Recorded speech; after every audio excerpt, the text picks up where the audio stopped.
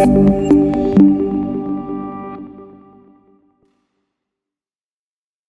everybody, welcome. We are here with, I like to call you one of our best kept secrets. Oh, thank because you are a little bit hard to get out, not to parties, but in general.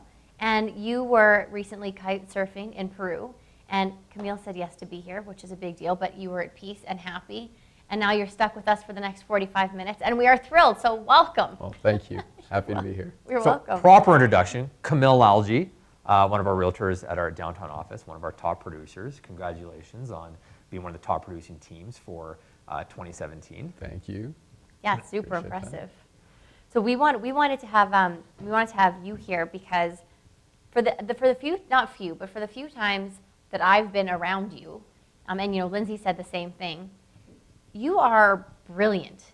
You really are. You have a brilliant. Don't say I know. that. It's true. You have a very brilliant business mind that I feel ended up working in real estate, which is great. But the way that you think about things and place different pieces together and the leverage that you find. I mean, I think that you could take the way you think about things and be successful in anything, but you've picked real estate, and of course you're successful in that. But because of that, we wanted to have you here because of that, just from a system standpoint, to help people understand why that's so important, how to leverage people, how to build things bigger than yourself, keep control of it, and still be as peaceful and calm and chill as you always are. Okay. Well, that's impressive. I'm happy to share all of that with you today. Awesome. Very good. Very good. That's great. So in the next 3 hours, we're going to have... Oh, boy. Just kidding. Don't know if I have that much time. Bye. So Kamil, take us back. Tell us about yourself and your story in terms of getting into real estate and leading up to where you are today. Sure. How far back do you want me to go? Because I can go all the way back to my great-grandmother. Yeah, you know what? Let's go back to where you decided you're going to get into real estate. What were you doing at that time and that evolution?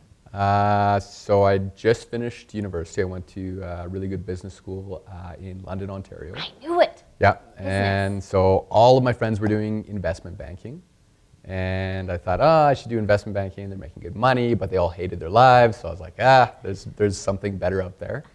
My dad, as you guys know, was an agent with CIR for many, many years. And so my idea, and growing up, it was interesting seeing him work because it never seemed like he was actually working. And I mean, he did very well. And, he'd take me to work with him at CIR. And every now and then, when you'd have a professional day. And we'd go to a fancy steakhouse, we'd go to a nice coffee shop, we'd go to Lindsay Park and go swimming. And I was like... And this is like the take your kid to work day. Yeah, I was like, this is wicked. And he'd have a couple of meetings. I'd always hear him on the phone, like he had a car phone. Yeah. When he wasn't on the phone, we were listening to audiobooks on personal development type stuff. So I was like, this is wicked. I could do that. Make tons of money, don't work very much. I mean, sounds like a dream job. Totally. So after I finished university, I said to my dad, Dad, I want to get into real estate. My vision of it was he's going to give me all his clients. He had already been retired for a couple of years. So my vision was he's going to give me all his clients. He's going to give me a bunch of money, and I can go and invest that. And so that was my vision. The reality was completely different. Oh, that's funny. When I finished my real estate course, I still had this vision. And my dad said, no, what are you talking about? I've given away all my leads already 5 years ago to my former assistants, so you don't get any of those. And you don't get any money. You don't know anything about real estate. And I said, okay, Dad, well, what do I do? And he said, well, go knock on some doors. And I said, come on, there must be something else. So he actually, he gave me a book. And when he gave me the book, he said, treat this book as if it's not worth its weight in gold, but it's worth its weight in diamonds. And I said, okay, well, this sounds interesting. This is going to be an easy path. Do you remember the book? I do remember the book, and I'll share it with you guys, even though my dad will not be happy about it. He's building anticipation. No anticipation. The book is called List More, Sell More. Jerry Bresser. Jerry Bresser, yeah. And it's all about memorized dialogue and conversational structure, so that when you're discussing things with people, you already know what the end goal is. You want to get the listing, you want to get them to commit to buying with you or whatever it is, but how to get them to that point. So it's all about objection handling and how to move conversation forward in the direction that you want it to go. So lots of questions, and when you're pressuring people, there's ways to depressure the situation and make people feel comfortable. So the whole thing with Jerry Brescher was memorize the dialogue first, and once you've memorized it, then you can kind of put your own spin on it. His analogy was, if you're at a karaoke place and you're singing a song, if you don't know the words, it doesn't matter how good of a singer you are, it's going to come off terribly. But once you know the words, you can put your own spin and your own character to it and own application. That's really good advice. Yeah, so it was a great book. It involved a lot of FISBO type stuff. So I did that initially when I first started. I knocked on hundreds and hundreds of doors and called thousands of people. Wow. And it was a lot of work, and it was probably more work than all my investment banking friends were doing. And it was a struggle. But it, like anything, it takes time to get good and develop your skills. And I was a 21-year-old kid when I first started. Wow. So How old are you now? I am now 34. So you were little when you started. I was little. I You had a would've been full head of little. hair. It was a glorious thing. But people would look at me and be like, "Wow, this guy's a 21-year-old kid. He doesn't Just know maybe we anything." can find a picture of you then to insert into this video. Leslie has one, actually. Oh, this is, yeah. this is good. fantastic. Yeah, it's my Okay. original How business old were card. you? Were quite young in your first year too, weren't you? Because I remember 23 when I started. because we once had a bit of a conversation where you said that you had, and I could be wrong if I'm saying this, but it was the same thing when you first got started because you were only 23. Well, I did, the other thing is the only thing I owned was golf clothes. So I had khakis and golf shirts. And the first question that everybody asked me was, how long have you been in the business? Right. Because I looked like I was fresh off the school bus. Right, So, right. so that was just natural. So I empathize with you, Yeah. what that was like. And I love the fact, and there's a saying out there that says, if you do the things that nobody else is prepared to do, then eventually you'll never have to do those things again.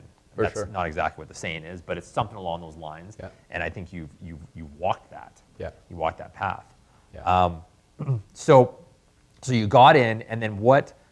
Where did that evolve to? Did you keep growing your business by cold calling and door knocking? I did initially, and I mean the only listings I got or buyers I got, I think, looking back in retrospect, were people that kind of pitied me, and they were just like, Yes, "Oh, this yes. poor guy, he's out in like minus 20 knocking on doors, and let's give him a shot," And so it took a lot of time, and then 2006, the second year, was a big boom in Calgary for real estate. And all of a sudden, my income multiplied by 5. Yeah. And I was like, this is wicked. Yeah. This was the right choice. Yeah. I remember there was a time during that period where I was like, I don't get out of bed for anything less than $20,000. And totally bad attitude, but when the money is coming in, Yeah. it's easy to say that. It's easy to get complacent and a little lazy, and your bank account's filling up, and then you're like, well, I don't need to really work. Well, and you're 22. I'm 22. Right, like and you're Oh, 22. yeah. Yeah. And my intent always with real estate was not to necessarily be an agent, but to be an investor. And Right. so I had actually already started to acquire properties at that age. And back then, things were a little different. And when the markets are moving so quick, you can do things like skip transfers and stuff like that. So I remember there's one deal I bought, these 2 houses in Forest Lawn for $200,000. And by the time I took possession 6 months later, they were worth $300,000, and I sold them without taking possession. I was like, wow, this is a wicked job, and I've made the right choice. The next year, or the year after, Yeah. everything came crashing down. Yeah. And of course, to be successful at real estate involves a lot of hard work, which I had not developed that ethic yet. And so the next year, my income went down to lower than my first year. And I was like, I've made a mistake. I It's just should a have roller done coaster. investment banking. Should have been an investment. Should have been investment Yeah. banking. But then I felt committed to it, and I was like, no, I can turn things around, and just kept at it, and kept growing, kept doing the FISBOs, and So kind of back to some of the basics. back to Start some of the generating business. basics. And then I started to get smarter, and learn how to pick the low-hanging fruit and chat with, I guess, the people who I thought were going to give me business and give them more attention. And a lot of my business now revolves around that. That's awesome. So, I've developed a very good network of clientele. I'm in with a lot of engineers and physicians. I do a lot of presentations at Shell. And, of course, that took time to develop. Of course. But now, I provide a super high quality level of service. And when I'm doing business with someone, the big thing is, back then, I used to treat a transaction like a transaction. Like you were buying something at the store. You bought something, okay, see you later, let's not talk again until you're ready to buy something again. Now it's very much like I put myself in the perspective of my client. I say, well, if I was that person, how would I want to be treated? Love that. What are the decisions that I would actually make? And so I often will tell people, like someone will say to me, oh, Cam, I want to buy this place. I think it's a really good deal. And then I'll look at it and I'll go through it with them and I'll say, no, you don't want to buy this place. And it's an easy commission for me to say, yeah, buy this place. But I often will tell people, no, you don't want this because of this, this, and this. Yeah. Because it's a long-term approach, and I want to actually develop a relationship with these people. I want to be their agent for life. I want them to refer me to tons of people. Yeah. So that's now my approach to it. When you just genuinely have their best interest Exactly. at heart. Yeah, and when I first started, that may have not been true, just because I was poor and wanting commission, and so I was just like, let's just do a deal, and then when we're done, we're done. But now it's a very different approach, and usually the people I like to work with now, I will only work with people that I could potentially be friends with. So it's like transactional versus now being relational. Exactly. Love it. Yeah. Love it. Yeah. So how did it evolve into the team? Yeah. So the team was initially just to project a bigger image. So back in Like a 2000, collaboration. Yeah, collaboration, Perfect. exactly. So back in 2006, when I was still doing individual work and the market was booming, I would actually manipulate the CIR system. And I probably shouldn't tell you guys this, but you guys have fixed it now. So We can't beat you because we're being filmed. So this is Path consideration. yeah. Path consideration. This no is a really good consideration. time to disclose things because we just have to be like. So what I would do was I would intentionally not hand in documentation, and then they would hold my commissions, and I would let those commissions build up. And then all of a sudden I'd hand in all the documentation, and then they'd be like, all right, you're the number one at CIR. Because they looked at it when you actually got paid rather than when the transaction happened. Now it's whenever the transaction happens, that's when the money counts. Yeah. We So- still hold the commissions, but it's Still hold the commissions. but now it's already hit the books. Exactly. Yeah. So before I would like stall my Cheeky commissions, and I'd be number one several times over at the whole company, or at the back then it was the Northwest office. Now that's of course changed. But when you are top producer, that's something you can actually advertise. We'd advertise it back then in the Calgary Herald, or you'd tell your clients, hey guys, I got number one. Thank you so much for the business. Really appreciate it. Let your friends and family know that I'm a top agent at CIR. So the initial point of the team. And did that get you business? I've always wondered. I if feel that like actually, credibility is like it is credibility, and back then for me, like now I don't really care so much about that. Back then for me, it was more of an ego boost. Right. I'd tell all my friends and like, oh, I'm like the top agent at CIR. There's 600 people there. Now I'm very like, I don't really care about the ego thing at all. Often Steve will ask me when we are number one, he'll say, oh, can I post this thing on your Facebook? I'm like, yeah, sure, post it, but I'm not going to actually activate it so people can see it. yeah. Because now I'm like, there's better ways to express your success. I'm more into the humble brag than actually just outright boasting. But back then I was more, I was a young kid and I was like, I'm earning tons of money, so might as well show it off. Yeah. But attitude has changed. So initially with the team, it was more, Be number one more often. yeah, exactly. If we could get a lot of people together, we could just show that we're number one, even if we're not a proper team. Right. So the way our team structure works, and it still works the same way, is that you can still do your own individual work so long as I'm able to monitor the transactions. And then anything that I send as a lead, there's a percentage that's paid. But if you're doing your own work, that's cool, and there's no split for that essentially. So when you say monitor the transactions, what does that mean? So I'm able to actually see everyone on the team's transactions, what they've done, whether it's their own individual transactions or a team transaction. And then that way I can determine, okay, this is, been This a wasn't a referral. lead, this wasn't a... Exactly. Yeah. Right. Exactly.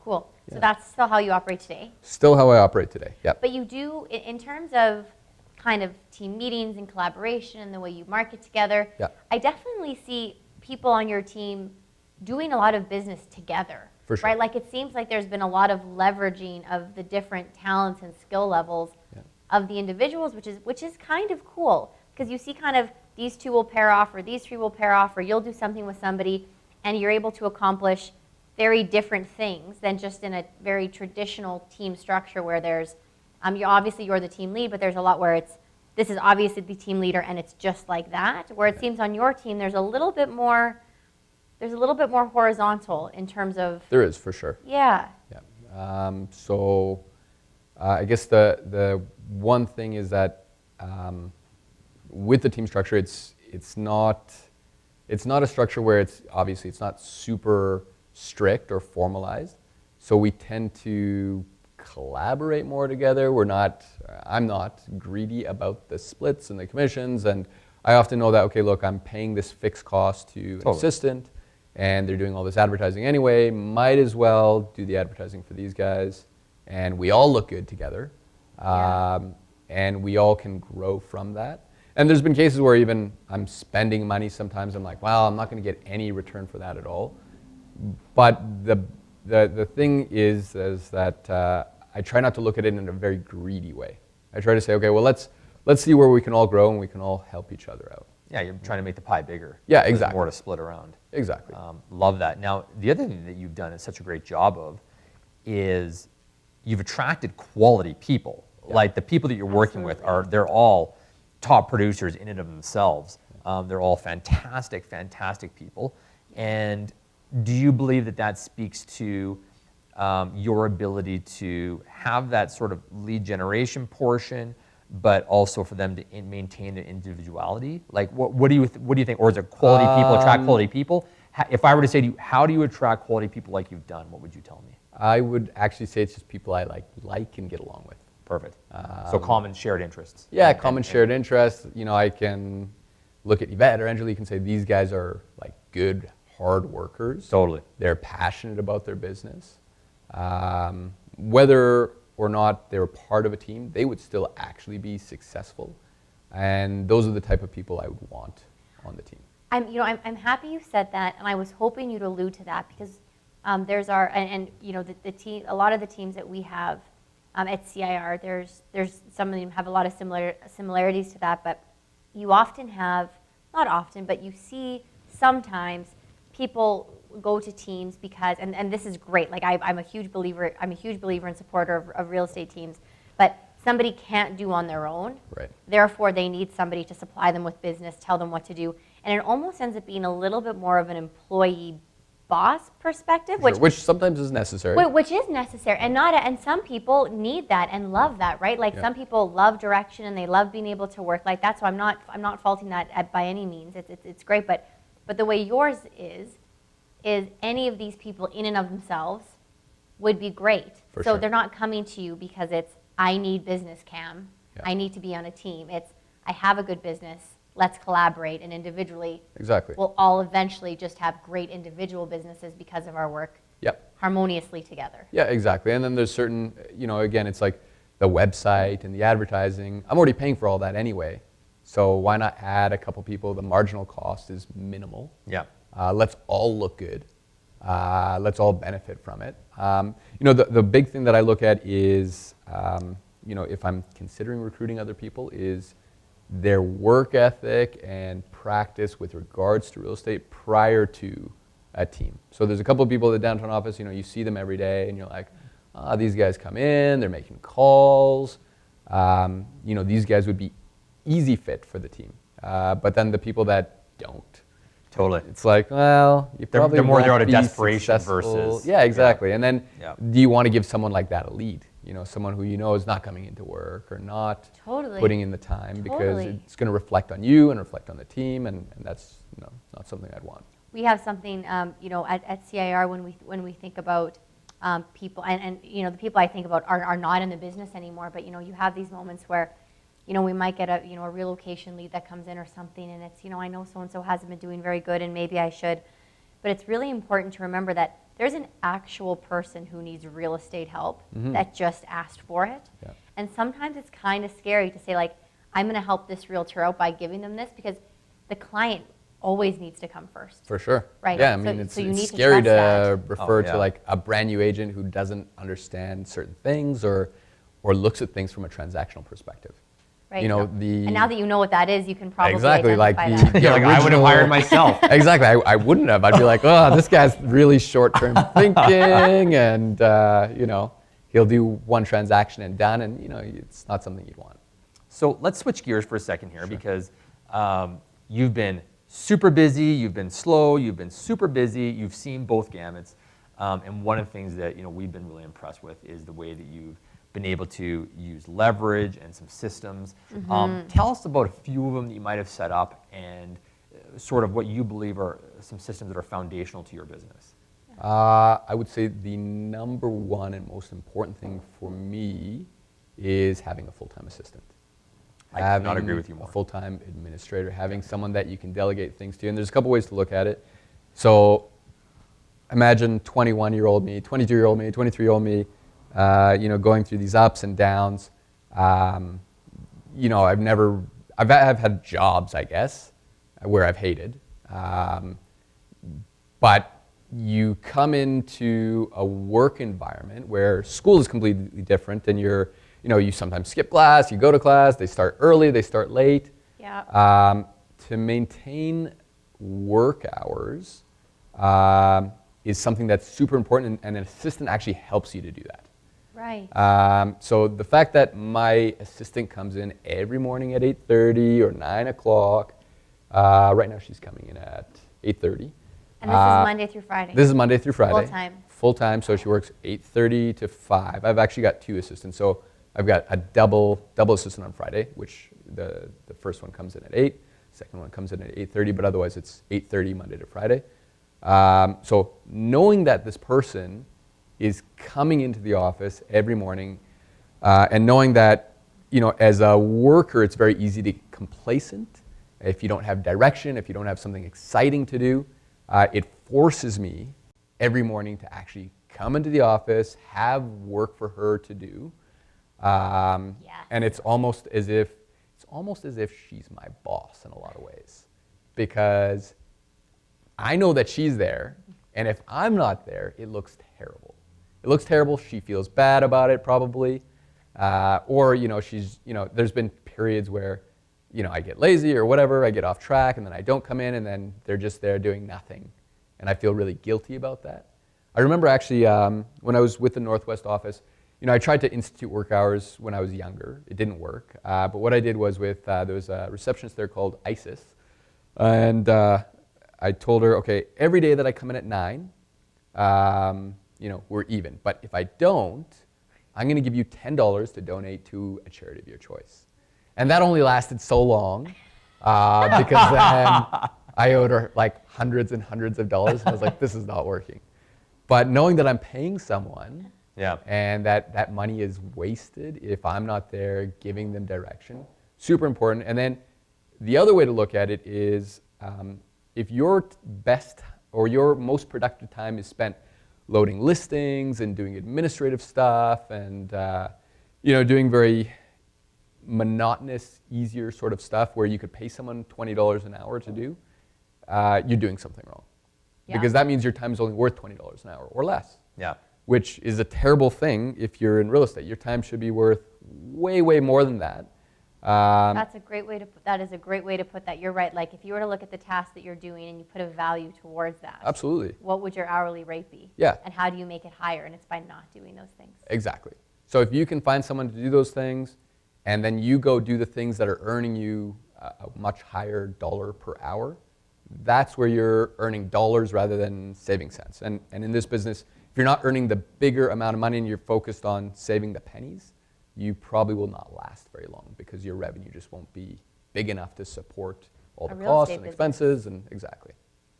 And then also, once they're doing all those monotonous tasks, you can actually then go and focus on the bigger picture things, meeting with clients, making high-level decisions. And automatically, the interesting thing is when you have someone doing those things, you start to think bigger. You start to think, okay, how can I implement a better system? How can I do whatever it is? I just recently did a system where I've got quite a few rental properties, and I manage quite a few rental properties for family. So over the last 10 years, there's been, I think it was 1,600 potential tenants that have emailed me. And I randomly thought of this the other day. So I was like, well, you know what? I want to generate a little bit more business. This year is probably going to be a little slower because interest rates are going up, economy's still not good. So let's focus on first-time home buyers. Well, renters are great first-time home buyers. Absolutely. So we took this whole number of people that have emailed me over the years. My assistant created the database. She went through all my emails, which is something I would never want to do. She wrote down all their names, got all their phone numbers, got all their emails, and then we sent out an email to them through MailChimp saying, if you are looking to purchase, it said first, you've emailed me in the past, just for regulatory reasons. So you've emailed me in the past looking for a rental property. I just want to let you know that this year is a great year to buy. These are the reasons why, so on and so forth. But the implementation of these big ideas, first of all, the thought of the big ideas or the creation of the big ideas only happen when you're not doing the You're loading your own listings. Yeah, you need the free mental space to think of that stuff. Exactly. Yeah. And then actually getting someone to implement. And then also having someone, knowing that you have someone to do all that monotonous stuff, it just allows you to, just think bigger, I suppose. I have, some of the staff that I work with, I think that administrative work is so undervalued in some ways because what you just talked about and some of the spreadsheets and the tracking and the pulling of information, I think of some of my staff who just, the way they do that and the way they format it, and I don't have the patience. I literally don't think I have the capacity to do that. If somebody said, do that, I literally, and it's not because it's above me, but I just can't. Mm-hmm. But for somebody to sit down and do that work, there is so much value to that. Absolutely. It's incredible. Absolutely. And it takes a special person to be able to have the patience to do that properly and make it workable. Definitely. No, I remember, there's a period when I first started till maybe even 5-6 years in where I was doing my own bookkeeping and all that sort of stuff. And I remember there'd be times where I'd just dread doing bookkeeping. That was my big thing that I hated. I had receipts piled up, and I would put it off for like weeks and weeks, and then that turned into months. And every morning I'd wake up being like, all right, this is what I got to do. I got to focus on this, and it just wouldn't happen. But because my mind was like focused on this sort of menial task that really is not a big deal, it paralyzed me, actually. It prevented me from doing other things. True. And I was just focused on this thing that I'm procrastinating on. And during that time, I wasn't really able to be productive in terms of generating business because I'm thinking in my mind like, oh, I got to do this thing. And you work on it for half an hour and you're like, oh, I hate this. This is the worst thing ever. Like, should have done investment banking. The theme of your career. Yeah, exactly. Should have done investment. Should have got into finance. But we used to joke at CIR until very recently, like, because obviously real estate's tough, right? Running a real estate brokerage is tough.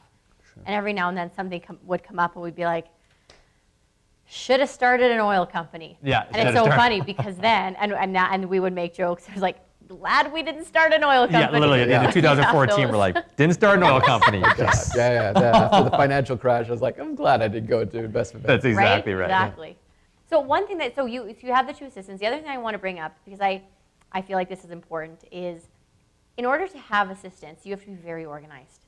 Yeah. Because giving people work is hard, even with my staff, with Lindsay's staff, and you do a lot of this in the brokerage. To be able to give people work that you track, you yourself really need to be in control of a ton of stuff. For sure. And one of the things that you do, which is so impressive that you mentioned, is you hire a summer student. Yep. And you've created a manual. I don't know what it is, but you can have somebody come in, and you're so organized with your directions and the processes that they just sit in that chair and they work. Yep. Yeah. What I would actually recommend, and this is how my whole assistant thing started, was I would hire a co-op student from the University of Waterloo. They have a co-op program, so they must do some sort of co-op to graduate. And I think they have to actually do 5 of them to actually graduate from the University of Waterloo. And so you can hire them super cheap. I think I was initially paying like $12.50 an hour, which is now, I think, below the minimum wage. But I'd hire them, and they'd come here. They have to actually pay for their own living expenses. They'd be full-time. And, those people, they're very smart. These students are like extremely brilliant. University of Waterloo is a very good university. And when they come here, they don't really care so much about the money. They care a little bit about the experience, but they more so care about the grade you're going to give them at the end. Because at the end, you give them a grade. And it ranges from outstanding to excellent to very good to good, and so on and so forth. And so you can work these people extremely hard. You can make them do a lot of work. And get maximum value. Maximum value. The problem with it is that once your systems are developed, you don't want your worker to change every 4 months, because there's some continuity within someone who learns stuff, and it probably takes about 2 to 3 weeks to train a new assistant with all the systems, but you get a little exhausted of training someone 3 times a year or whatever it is. But to create a system, they're the perfect tool, because they come in knowing that it's a 4-month thing, and in that 4 months you're telling them, okay, this is what I want to accomplish, this is my social media plan, this is what I want to do. I want you to put all of that in writing. Let's talk about it, let's discuss, let's meet every morning, and then you're going to focus on this, you're going to focus on that, you're going to focus on this. This is our for sale by owner system, this is whatever it is. And so they create a huge manual, and initially we called it the Co-op Student Manual, or Co-op Student Guide. And now that's just my employee guide.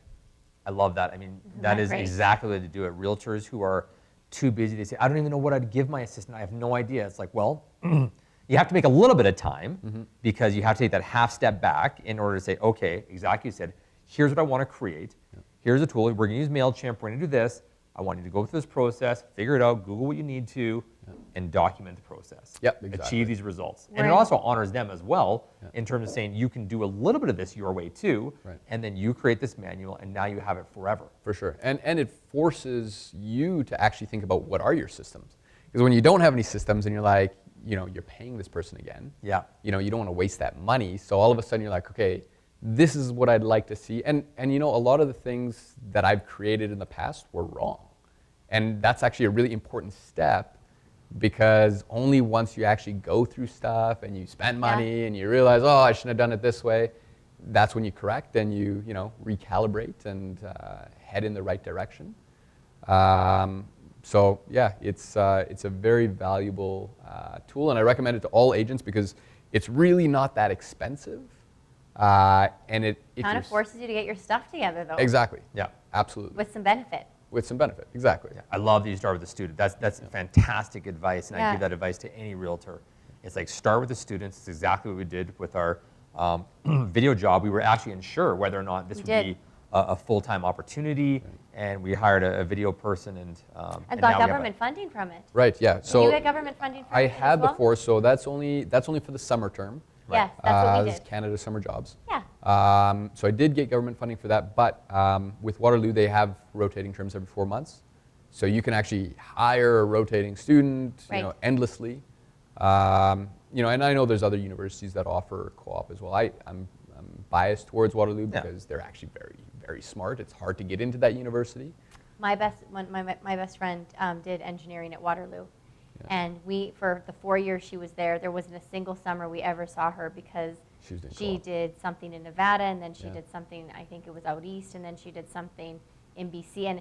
But by the time she was done, I was like, you are a real life adult with work experience, and you have this degree. Like it's nuts. Like you're really, anyways, neither here nor there, but I'm with you. But cool. And for them, they also do get the benefit of learning all these different tools, like, the students I'd bring in would learn Facebook ads and Google ads and MailChimp and Follow-Up Boss and all sorts of stuff, right? And different social media things and that's real life skills. That's the real world now. That's the real world. It's so funny because people think, oh, well, we should learn like Six Sigma strategy and like, different inventory systems and stuff as we're going to, but it's like, well, if you're going to get into business and you have any kind of entrepreneurial spirit, your older boss is going to look at you and say, I don't know, Facebook, what are you talking about? What's a Facebook pixel? What's what are these things you're talking about? Totally. So I would even make actually some of the students do, some of the real estate training. So I'd buy the books or the CDs at the time or whatever it is, and I'd say, okay, you listen to this, because I don't want to listen to it. Mm-hmm. You summarize it for me, and then think of a way to implement these tools that they're saying. Love it. That's beautiful. Yeah, I mean, it makes my job easy. Right now, we're in the process of, and I think this is applicable to what you're saying, but we're in this process of putting together our CIR concierge program, which is if you don't have a full-time assistant, but you want the use of assistant, we'll do it. You don't have to train anybody, right? Like you don't have all done for you.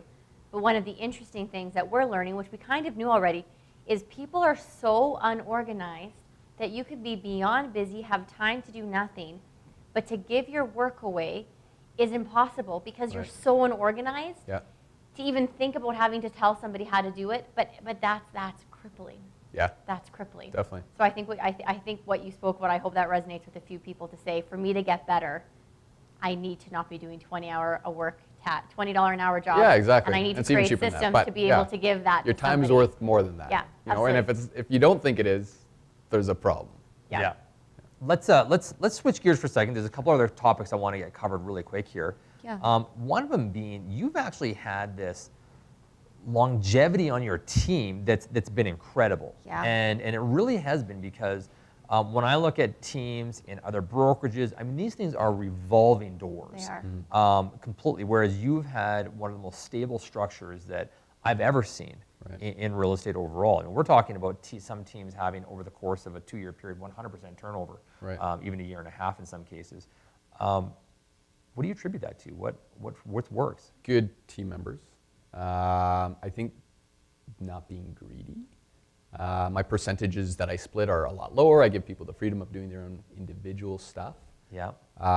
And my logic is until I'm able to add enough value to someone's life in terms of giving them enough business, then maybe I'll become more rigid and have a little bit of a tighter structure and increase the percentages.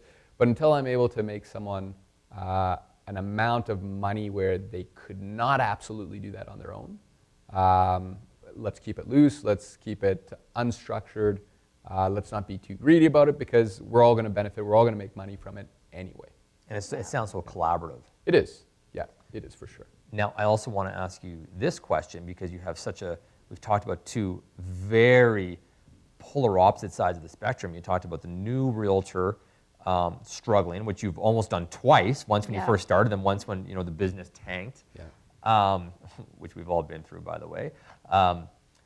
What advice, let's start with the new realtor for a second here. What advice would you give a new realtor who's looking to get started knowing what you know now? That's a good question. Well, thank you. That's what we... I guess, I'd say memorized dialogue would actually really help a lot. A lot of people don't know how to talk on the phone. They don't know how to interact with clients when they meet them. I did this memorized dialogue thing when I first started, and it was more firm and structured, but it became more of a conversational thing where I actually saw you as a person later on in life. And funny story, I was with this girl for many years. I became single, and this was probably in 2008, 2009, and I had no idea how to talk to girls. And so I did any normal thing that any normal guy would do is I'd read dating books. So you read like The Game and stuff like that. Yeah. And dating and talking to clients is the exact same thing. So I'd be the guy at the bar who, I'd meet a girl, I'd get her number, and I'd text her, be like, I really like you a lot. I think we could be married. Oh, no. Yeah, I was that guy. And so imagine that as the real estate and client relationship. Yeah. A realtor Nailed client it. relationship. And Friggin' nailed it. you're like, I think we should do business together. I'm going to call you. I'm going to text you. I'm going to email you. This is the best thing ever. And you just really annoy the person. So understanding that psychology and also what to say, how to say it, dating and real estate, very, very similar. And that's actually when I got good at it, and I understood that, when you approach a prospect, if you do not have that appearance of being successful, of providing something of value, and also being kind of nonchalant about things. Yeah, you're not tied to the outcome. Yeah, I'm not tied to the outcome at all. Look, if you want to do business with me, good, great, wonderful. I'm awesome. I know what I can do for you. I can provide a lot of value. If not, I've got a lot of other clients lined up. What do you think? Right? And so you approach it like that versus being like, I can do this for you. Let's go meet at the house at 7 a.m. because that's when it's convenient for you. But I mean, again, same thing with dating, right? If you're that guy who's like just super eager and you don't demonstrate higher value, which is a dating term, you will probably not get a lot of business initially. You'll scare off more business than you attract. And a lot of it is about creating. It's a lot of it is about creating this this persona or image where you don't necessarily have to chase business. You do what it takes to open doors, but then you let the business kind of come to you. But it takes a certain skill set and understanding psychology to do that. The big thing was confidence, obviously, and confidence, right? But that comes with time. I would say you have to have patience to be able to know that these efforts will pay off. For sure. Right, and you have to know that this patience and this calm, cool, collective, you just need to hold out and then you'll see it. But I guess you need to let that happen before you. For sure. Like I was, initially when I first started, I'd send an email and then I didn't hear back, and I was like, okay, well, what's going on here? I'm going to email the guy again. I'm going to phone him. I'm going to text him. You're not going to get business like that, right? But you got to be confident knowing that the text that you sent was a good, solid, standalone text, and if this person wants to do business with you, they'll respond. If they don't, that's okay. Yeah. There's lots of other business out there. You got it. That's so great, Kamil. Yeah. So it was interesting to learn that, and I'd say that's a big thing that a lot of agents, like you'll hear agents on the phone at the office and kind of stumbling through calls and kind of promising stuff that puts them in a very disadvantageous type situation. And so when my assistant potentially is doing cold calls, I'm always overhearing and I'm always listening, and I can kind of hear the structure of what she's talking about. And I say, okay, don't do it this way this time. Next time say this or say that or mention this. But that's something that it is a skill. Yep. And you do have to learn that. And if you don't learn that, I think the chances of success are very low. Cam, you've inspired me. I've actually been sitting on, and some people will probably be angry with me for even saying this, I've been sitting on this script database that I've had for probably 5 years, and I just haven't finished organizing it all together. But I have, when you're talking about the Jerry Bresser scripts, all this, I have dozens and dozens, probably hundreds of scripts for various aspects, and I haven't published them up yet because I don't have it all organized yet. But I'll get that done, and hopefully before this video comes out, that'll be available. Maybe the link will be down here about where it is. Oh, perfect. Yeah. That'd be great. Cam, thank you so much. Hold on, I have one more thing. Okay. Just really quick. I know we got to wrap up. Sure. One more question because it was a two-parter. The second part was you have a realtor who's run off their feet right now, and you felt that, you brought the assistant. Tell me for a second here, what advice would you give to that person who just feels like it's so chaotic in 60 seconds or less? Ooh, that's more than a 60-second question. But a big thing that I actually just learned this last year was a lot to do with self-mastery type stuff. And that's actually, if you really want to be successful, it's really important to master your own internal self first. And that's taken me time as I've grown into an adult.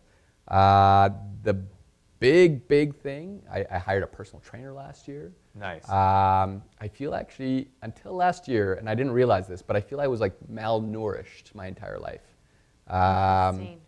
Interesting. Yeah, my diet has changed completely. I exercise regularly every morning, and now I have tons of energy. And more than anything, it gives me the ability to take a step back, look at things for what they are, deal with certain problems as they are, and not as more than that. You're not caught up in that world. I'm not caught up in that. So if you are run off your feet, I would say that's a huge thing, is get into a proper diet, Get into your own body and practice exercise. some self-care. Exactly, and it's really, Yeah. you could even go a little higher than that and say it comes down to a spiritual sort of thing where you look at yourself internally and give yourself that time. But only once you start doing that is it easy to kind of change everything else. That's beautiful. Yeah. Awesome. Cam, thank you so No, much. my pleasure. Thank you for your time and be willing to give back and share with the group. No problem at all. It was great. All right, thanks, guys. Thank you. Awesome. See you. Take care.